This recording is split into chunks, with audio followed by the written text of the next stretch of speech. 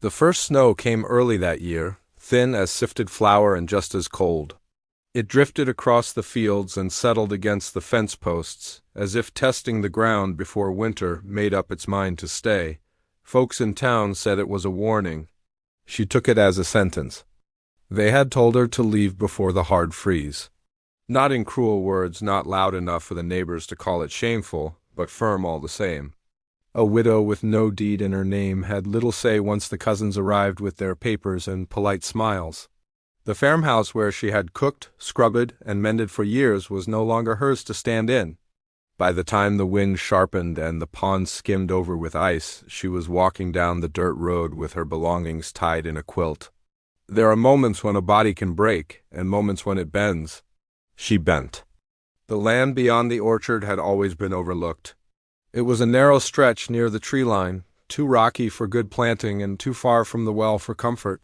When she asked if she might build there, just for the season, the cousins shrugged. It was no use to them. If she wanted to freeze in the woods, that was her choice. They did not expect her to last until Christmas. She counted her money that night by lantern light in the corner of the barn where she was allowed to sleep one final week. $8, that was all. 8 worn bills that had passed through too many hands.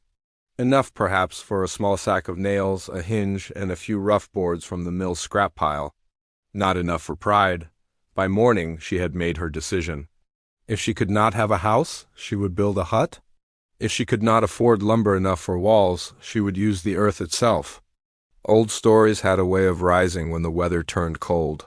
She remembered her grandfather speaking of sod houses on the plains, walls cut straight from the ground and stacked like loaves of bread. She remembered a traveler once telling of root cellars dug deep and roofed with timber and straw, warm even when frost gripped the land. People before her had faced worse with less. That thought steadied her hands. The first swing of the shovel felt like defiance. The soil near the tree line was stubborn, packed with roots and stone. She worked through the chill, breath turning white before her face.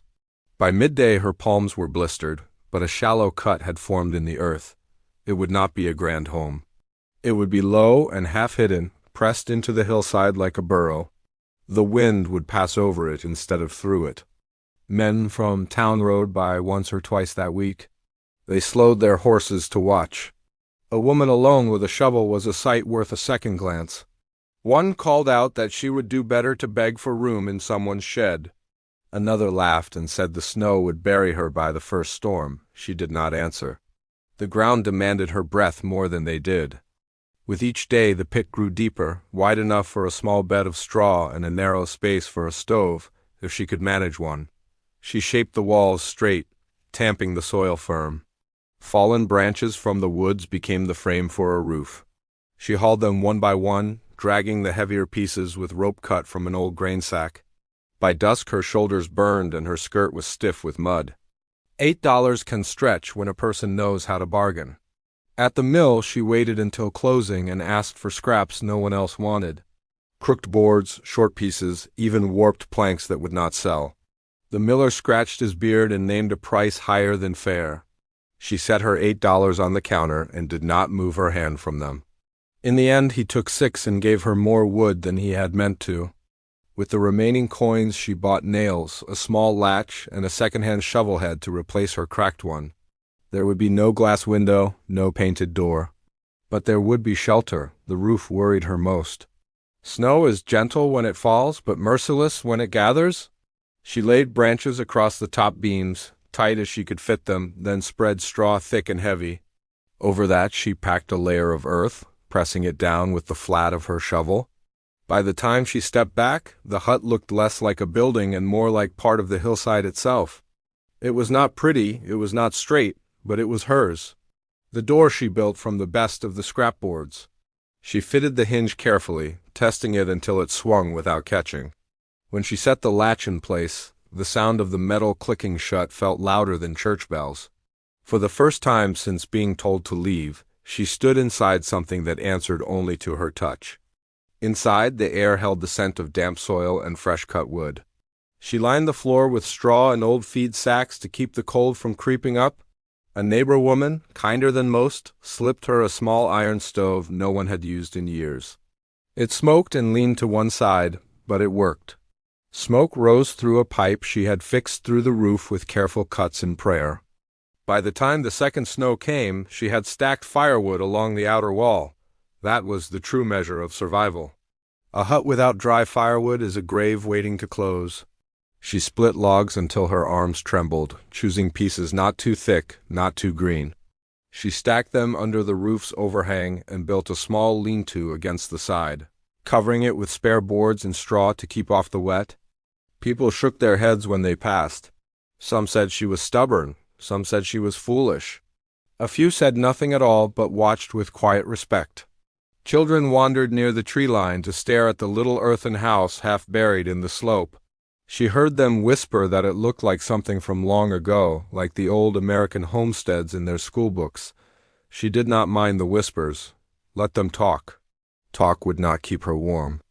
Dry wood would. The first real storm arrived with a howl that rattled fence rails and snapped brittle branches.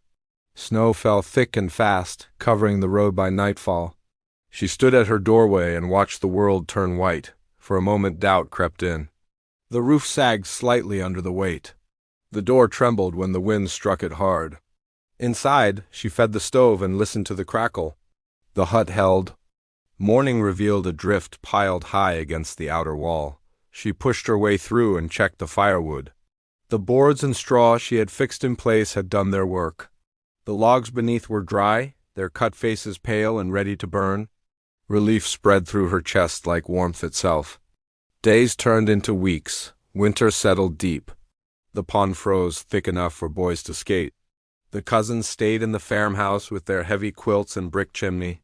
She stayed in her hut, tending her stove, mending old clothes, and stepping out each day to split more wood. The routine became a rhythm. Wake, stoke, carry, stack, cook, rest. Yet survival is never simple. One evening she noticed dampness creeping along the inner wall near the floor. Melt from the afternoon sun had seeped through the packed earth. If it spread, the straw bedding would rot, and the firewood stored just inside would spoil. She scraped away the wet soil and added more straw and boards to block the leak, working by lantern light while the wind pressed against the roof. The cold grew sharper in January. Breath hung in the air even inside the hut before the stove caught strong. She counted her remaining food and calculated carefully.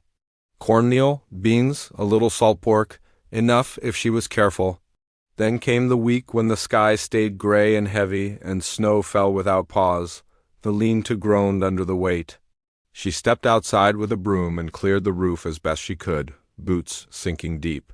Her hands were red and raw despite the wool mittens. She could not afford for the wood to get wet now. Not this far into winter. Late one afternoon, as she lifted the makeshift cover to check the stack, she felt something shift. The board at the top of the lean-to had loosened. A narrow seam had opened where snow could slip in. Already a thin crust of ice had formed along the top logs. If that seam widened, the whole pile could be soaked. She stood still for a moment, listening to the wind. The storm showed no sign of easing.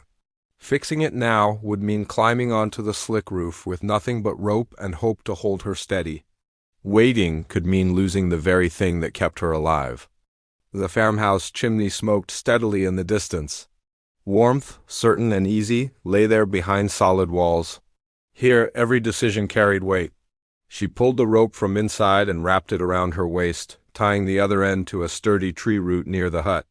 Snow stung her face as she climbed, boots slipping against the packed earth roof.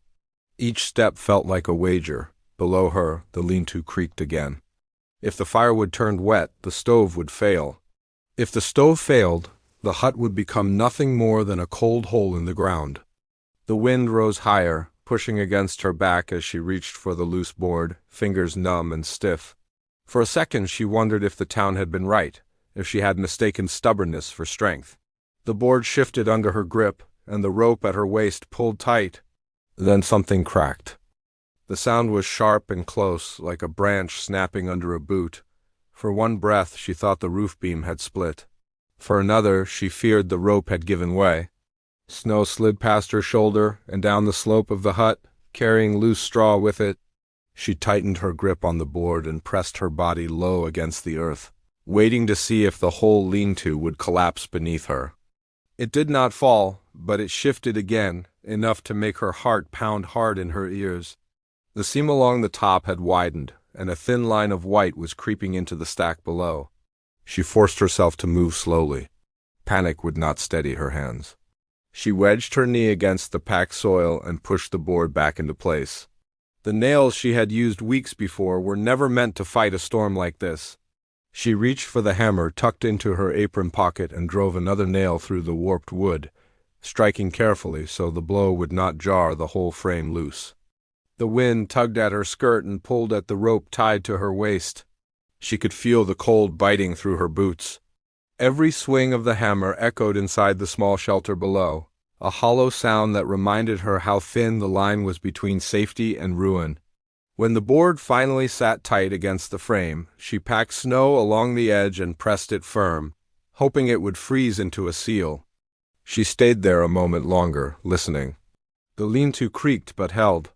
The firewood beneath, though kissed with frost at the top, was still dry at its core.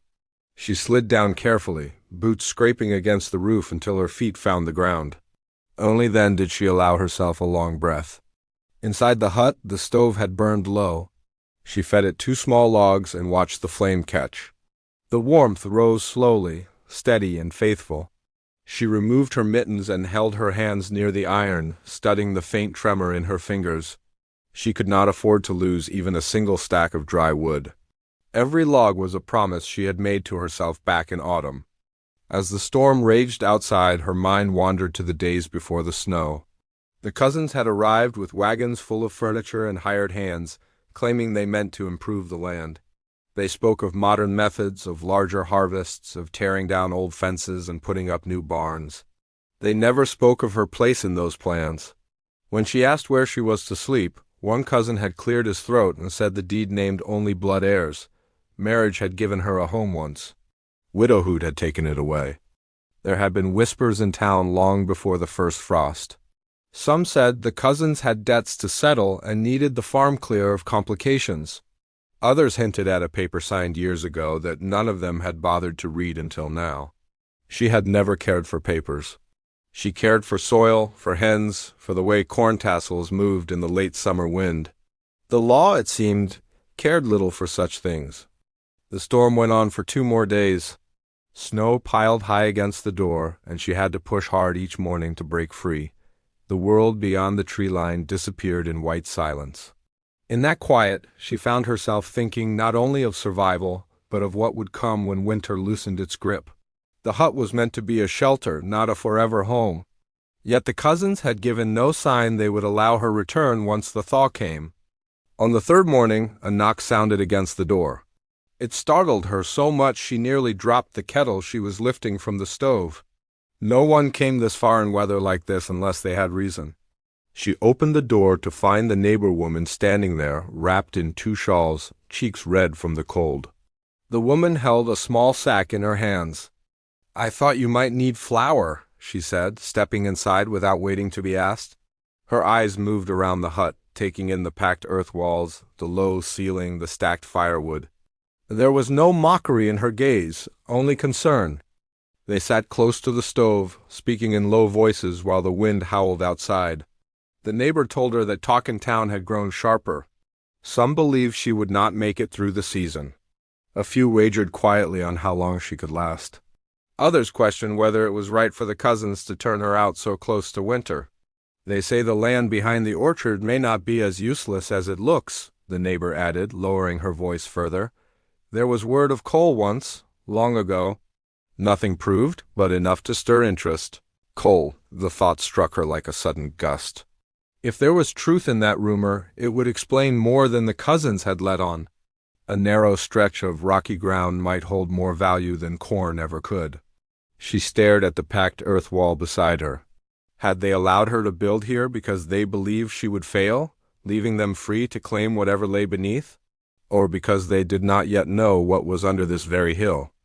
The neighbor left before dark, promising to return when the roads cleared. Alone again, she fed the stove and listened to the crackle of wood. coal beneath the soil. It sounded like a tale told to children to make them dream of riches.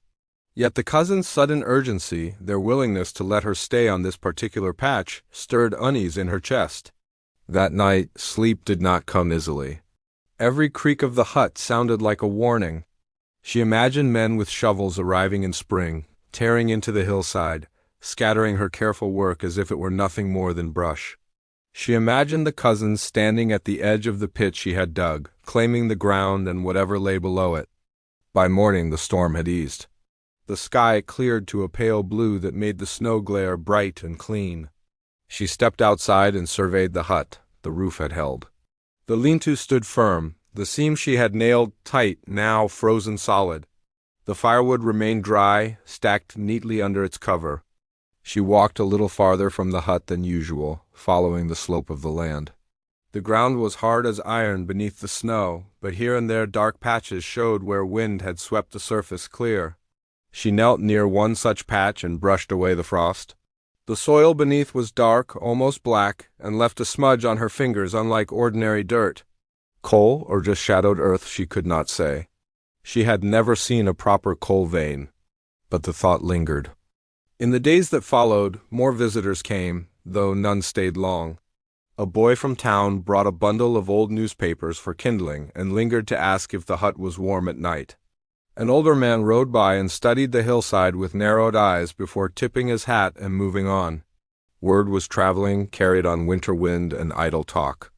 She kept her routine steady, split wood, check the roof, watch for leaks, cook small meals.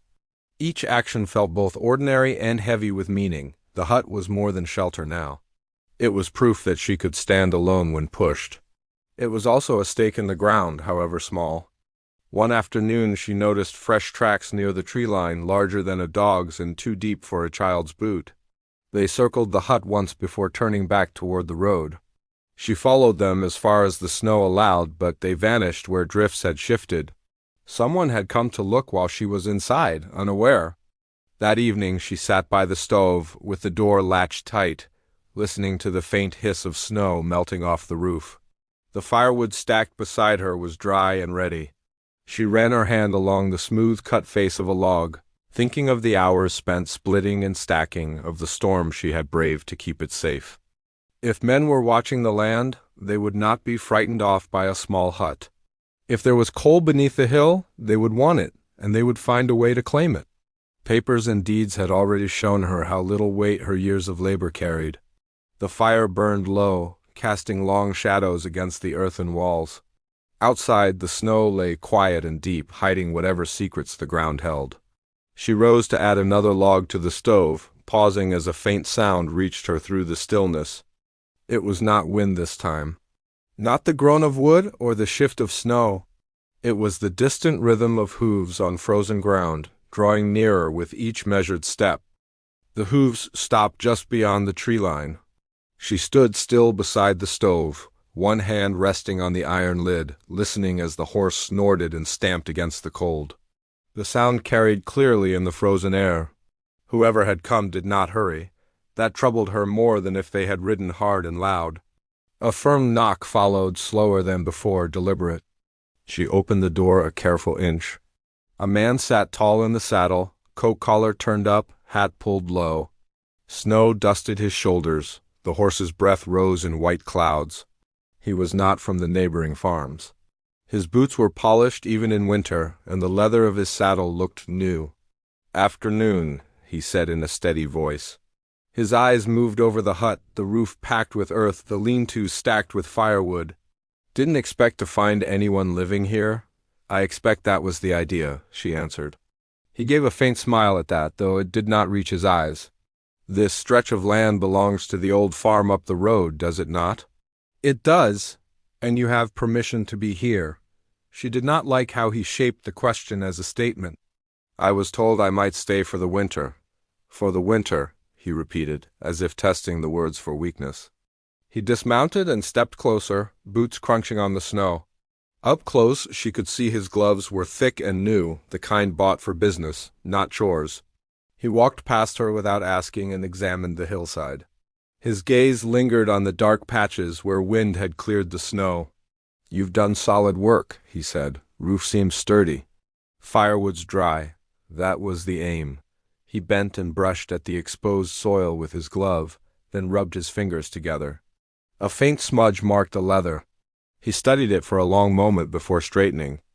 "I represent an investor," he said. "There's been interest in this land, rumors of coal. Nothing certain yet, but enough to warrant inspection." There it was again. The word carried more weight now, spoken plainly. "I live here," she said. For now, the cold between them felt sharper than the wind. He explained in smooth phrases that surveys might be conducted come spring, that leases could be signed, that progress was good for a town. He spoke of jobs, of opportunity, of change rolling across the country like a train on fresh tracks. She listened without interrupting. Every word sounded like a shovel striking frozen ground. "And what becomes of me?" she asked at last. He looked at her as if measuring a board before cutting it. "That would depend on the arrangements made with the deed holders." "You are not named on the property, I understand." She said nothing. He nodded once, satisfied with his own conclusion. "I advise you to consider other lodging when the weather breaks. It would be unfortunate to build more here only to be displaced." With that he mounted his horse and rode off the way he had come, leaving the snow disturbed and her thoughts louder than ever. Inside the hut, the stove had gone low again. She added a log and watched the flame climb. The firewood was still dry. The lean-to still held, but the ground beneath her feet felt less certain. That evening she walked to the edge of the orchard, keeping her distance from the farmhouse. Smoke rose from its chimney in a steady column. Through the bare branches she could see lamplight in the windows. The cousins were home, warm and settled. She did not approach the door. Pride held her back as much as anger. Instead she circled wide and returned to the hut, mind heavy with the investor's words. Over the next days more signs appeared.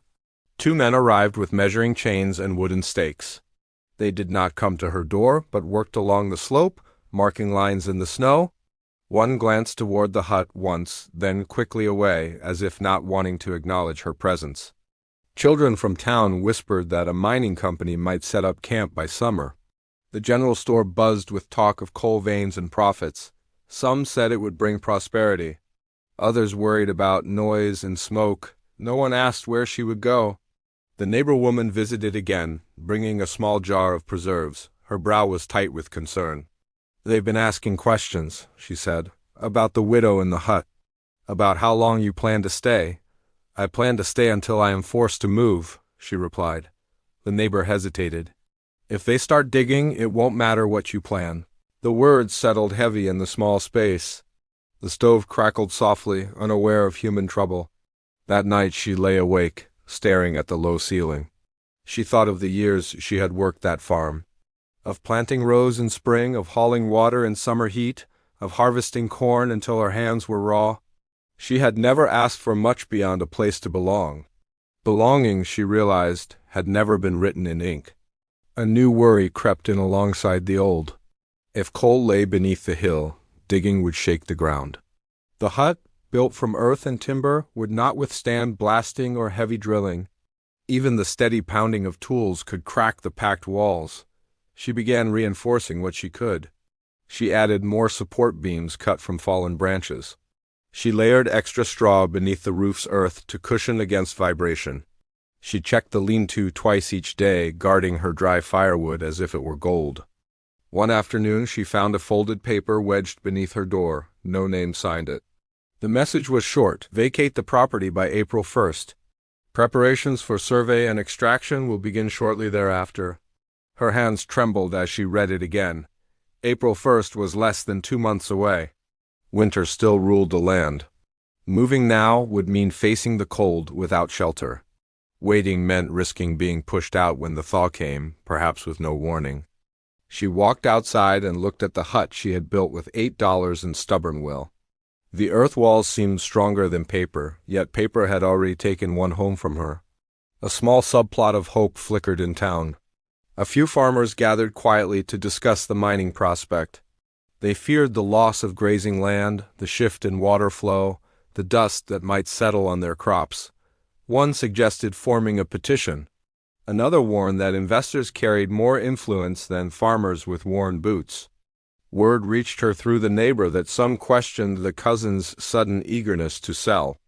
There had been debts, yes, but there had also been secrets. A distant relative once claimed mineral rights had been separated from the surface land generations ago. No one had cared to confirm it until now. Mineral rights. The term felt foreign on her tongue, yet it could change everything. If the rights belonged elsewhere, the investor's confidence might be misplaced. Or it might mean a deeper dispute was coming. Days passed with a strange mix of quiet and movement. The snow began to soften under weak sunlight. Icicles formed along the hut's edge, dripping slowly in the afternoon. Each drop sounded like a ticking clock. One morning she woke to a distant thud that did not belong to wind or wood. It echoed faintly through the ground. She stepped outside and saw smoke rising beyond the hill. A small team had set up a test site, driving rods into the earth to sample what lay beneath. The sound carried through the soil into the hut, a dull vibration that made dust fall from the ceiling. She felt it in her bones. The earth she had trusted as shelter now trembled under outside hands. She confronted the men at a distance, standing firm as they paused in their work. "This is my home," she called. One man wiped his brow and shrugged. "Temporary," another avoided her gaze entirely. She returned to the hut with anger rising like heat. Inside, she checked the walls for cracks. Fine lines had appeared near the doorframe, nothing large yet, but enough to remind her how fragile her refuge truly was. The firewood remained dry. She clung to that small victory. Each evening she stacked another row beneath the lean-to, determined not to lose the one thing she could control. The act of splitting logs steadied her mind. The sharp strike of the axe, the clean break of wood, the neat stack against the wall. Order against uncertainty. Yet even as she worked, she could not shake the feeling of being watched. More tracks appeared in the snow at odd hours. The measuring stakes crept closer to the hut each week. Conversations in town grew louder, divided between excitement and unease. One late afternoon, as the sky turned a pale winter gold, she found the cousins standing near the edge of the tree line. They did not approach the hut.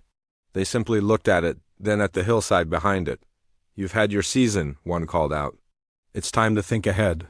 "I am thinking ahead," she answered. The other cousin shifted his weight. "There are plans in motion, big plans. Best not to stand in the way." She met their gaze without flinching. "I built this with my own hands, and we own the ground beneath it," came the reply. The words cut deeper than the cold ever had. They left without another word, their boots leaving dark marks in the melting snow.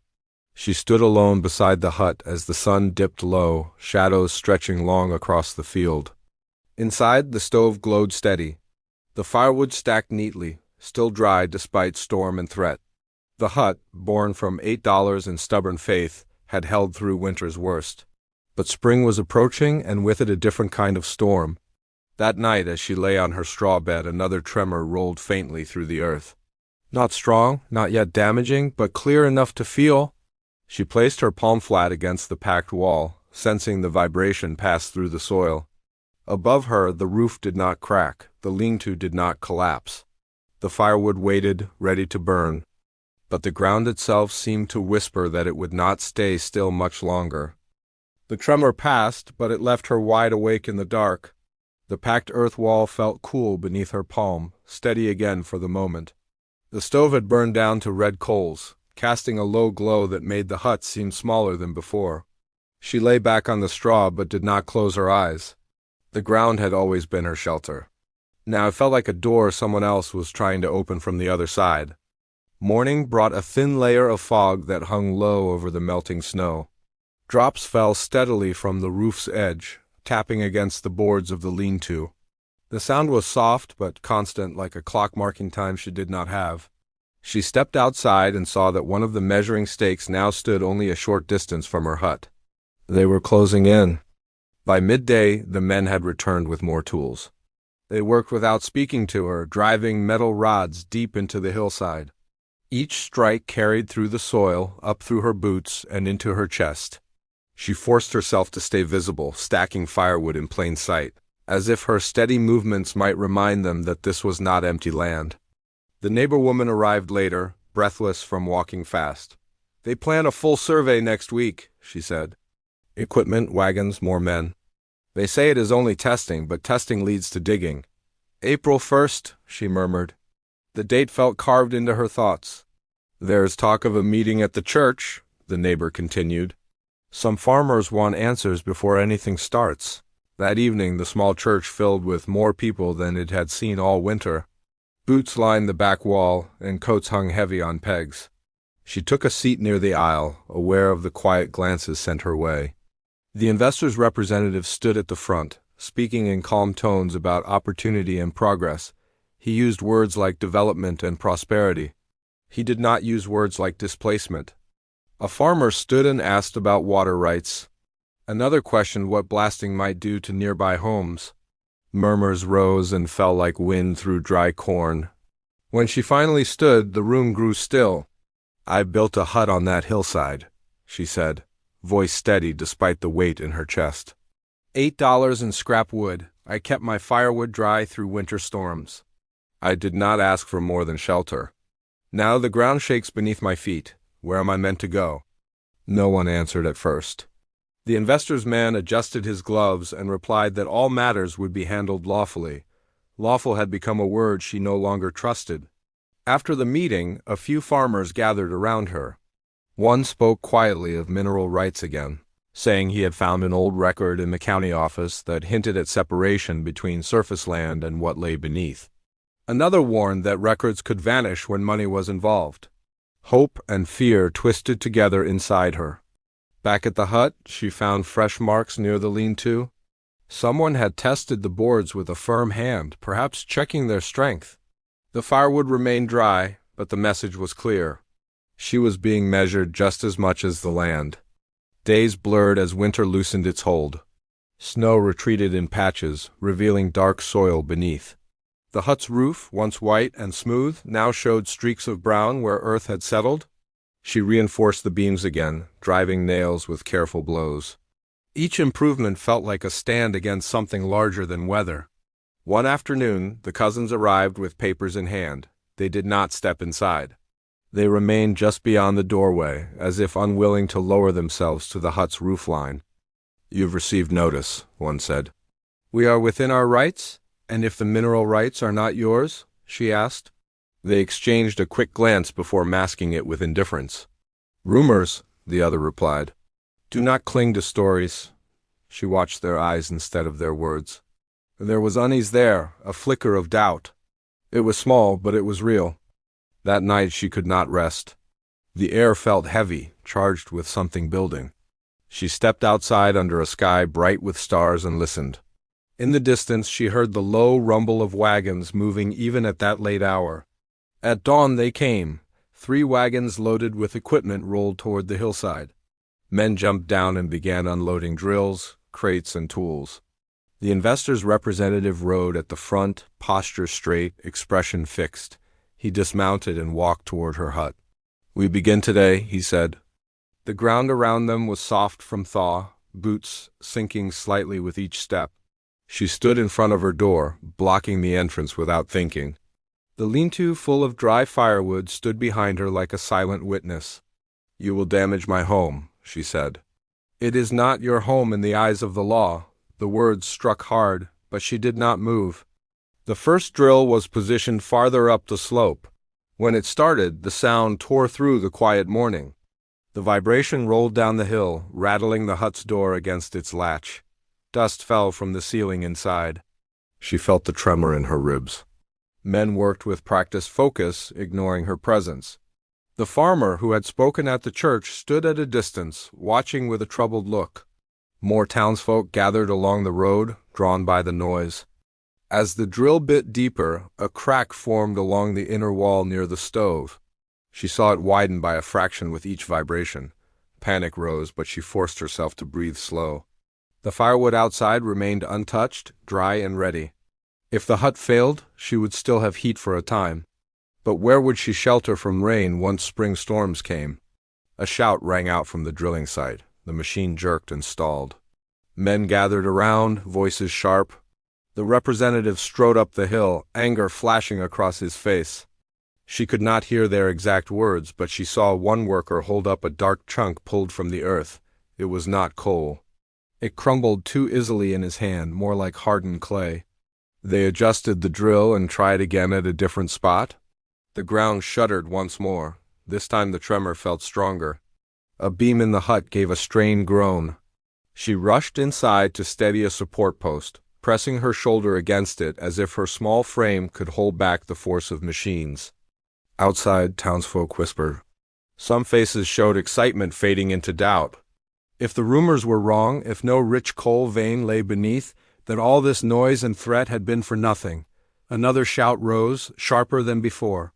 The drill had struck something solid and unyielding. Sparks flickered briefly. The machine strained and then went silent. Men began digging by hand around the spot. The crowd leaned forward as one. From her doorway she watched, heart pounding.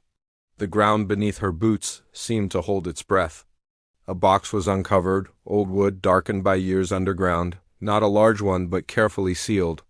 The workers exchanged confused looks. The representative pushed through, demanding space. He pried the lid open. From where she stood she could not see inside. But she saw the way his posture changed, the stiff line of his shoulders loosening in surprise. One of the farmers stepped closer, peering over the edge.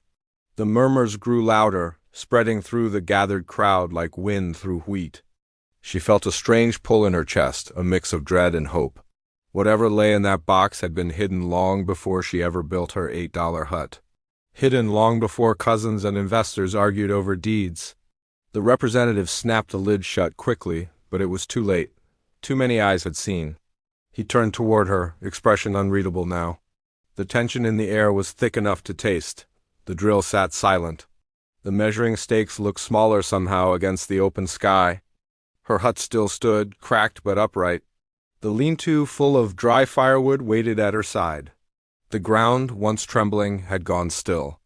All eyes shifted between the box, the hillside, and the small earthen home pressed against it. The moment hung suspended, balanced on whatever secret had just been pulled from the earth. The box did not stay closed for long. The farmer who had spoken about mineral rights stepped forward and placed his hand firmly on the lid before the representative could carry it away. "Open it," he said, loud enough for the crowd to hear. "If you are tearing up land, we deserve to know what you found." There was a pause that seemed to stretch across the entire hillside. Then, under the watch of neighbors, cousins, and workers alike, the lid was lifted again. Inside lay papers wrapped in oilcloth, yellowed with age but carefully preserved. There were also a few small tools, rusted but neatly placed as if someone had meant to return for them. The representative pulled out the bundle of documents with stiff fingers and unfolded the top sheet. The farmer leaned in. Another man from town, who had once worked at the county office, stepped closer. They read in silence at first. Then the man from the county office let out a low whistle. "It's a record," he said. "Filed decades ago. Mineral rights separated from surface land. Signed and sealed." The crowd shifted, murmuring. The cousins' faces had gone pale. The farmer looked up. "These mineral rights were granted to the original homesteader's wife?" he said slowly, reading from the faded ink. "Not to her husband." To her, a hush fell over the hillside. The original homesteader's wife had been her husband's grandmother. The land had passed down through the men in the family, as was common. But this paper told a different story about what lay beneath the soil. Long ago, when a rumor of coal first stirred, the rights to whatever minerals existed had been set aside in her name. The document stated clearly that those rights were to pass to her direct heirs. Her husband had been that heir. And when he passed, with no children to claim it, the rights followed the lawful widow. The representative's jaw tightened. "This document will need verification," he said quickly. "Old papers can be misinterpreted." "Not when they are stamped and recorded," the former county worker replied. "There is a filing number here. I remember seeing similar ones in the books." All eyes turned to her. She stood frozen at the edge of her hut, heart racing. The packed earth wall behind her felt solid once more. The lean-to with its dry firewood stood steady in the brightening sun. The small $8 hut that had seemed so fragile now felt like an anchor. "You mean," she said quietly, That what lies beneath this hillside is not theirs to sell. That is what it says, the farmer answered. The cousins began protesting at once, voices sharp and defensive. They spoke of technicalities and intent. They insisted that the land had always been treated as one whole property, but the crowd was no longer listening with the same trust. The representative closed the box with less force this time. The confidence he had carried all winter had thinned. "We will pause operations," he said finally. "Until this matter is clarified." The drill stood silent. The measuring stakes no longer looked like markers of progress but like misplaced claims. In the days that followed, the town buzzed louder than ever. The old filing books were brought out from the county office. Pages were turned carefully, hands dusted with ink and age. The document number matched. The signature was real. The separation of mineral rights from surface land had been properly recorded. There was no rich coal vein discovered in those first tests, only hardened clay and stubborn rock. But if future exploration ever proved otherwise, the rights to it did not belong to the cousins. They belonged to her. The knowledge shifted everything. The cousins returned to the hillside, their earlier certainty replaced with strained politeness. They spoke of misunderstandings and offered compromises, but the balance had changed. For the first time since being told to leave before snow, she was not standing on borrowed ground. "I did not ask for wealth," she told them. "I asked for shelter." They had no easy answer to that. With spring fully arrived, the snow melted away from the hut's roof. The cracks along the inner wall were repaired with fresh earth and straw. The beam that had groaned under drilling vibrations was replaced with a stronger timber donated by a farmer who now nodded to her with open respect. The investor's representative left town quietly. Without clear access to mineral rights and without confirmed coal deposits, the grand mining plan lost its shine. Wagons of equipment rolled away, leaving behind only faint ruts in the thawing soil. The small earthen hut remained. She stood one morning outside the lean-to, running her hand along the neatly stacked firewood that had stayed dry through winter storms and threats alike. That dry firewood had been her lifeline. It had warmed her when she was alone and uncertain. It had reminded her daily that preparation and hard work could outlast harsh seasons. Neighbors began to visit not out of curiosity but out of admiration. Children asked how she had built the roof from branches and earth. Farmers asked about the lean-to design that kept the wood dry even in heavy snow. The $8 hut became a story passed around town, not as a tale of hardship but as one of resilience. At the church one Sunday, the farmer who had first mentioned mineral rights stood and spoke about fairness and memory. He reminded everyone that progress should not trample those who have worked the land with care. Heads nodded in agreement. The cousins, faced with public opinion and legal reality, softened their stance. They could not erase the document or the witnesses who had seen it pulled from the ground. They proposed a new arrangement. The surface land would remain in their name, but the hillside behind the orchard would be leased to her properly, with clear terms and written acknowledgment of her mineral rights. It was not a grand estate. It was not the farmhouse she once kept. But it was secure. She agreed on one condition. The lease would not be seasonal. It would not end when the snow returned. It would recognize her right to build and live there without threat. The paper was drawn up and signed in town with witnesses present. Ink dried where once there had only been spoken permission. Through late spring and into summer she expanded the hut carefully. The earthen walls were reinforced and a small window was added with glass donated by the neighbor woman. Wildflowers were planted along the slope. The lean-to remained in place, a reminder of the winter that tested her. She kept stacking firewood even when warmth filled the air. Old habits born of survival do not fade easily. But now the act carried less fear and more pride. The hillside no longer felt like a battleground. It felt like home. One evening, as the sun dipped low and painted the sky gold, she sat outside the hut and looked toward the farmhouse. Smoke rose gently from its chimney. There was no bitterness left in her chest, only a steady understanding of what she had endured. She had been kicked out before snow with nothing but $8 and stubborn will. She had built a hut from scrap wood and earth. She had kept her firewood dry through winter storms and the tremble of drills. She had faced investors, cousins, and the cold ground itself. and she had not moved. The lesson was not about coal or mineral rights, though those had mattered. It was about standing firm when others assumed you would fall. It was about preparing carefully, even when mocked. It was about knowing the value of your own labor when papers try to erase it. As twilight settled, she rose and stepped inside. The hut smelled of warm wood and fresh earth. The stove sat ready, though it was no longer needed for survival. The walls, once cracked with tension, stood smooth and strong. She placed another small log on the fire, not from fear of cold, but from habit and comfort. The flame caught quickly, steady and bright. Outside, the hillside lay quiet. No drills, no measuring stakes, no rumbling wagons.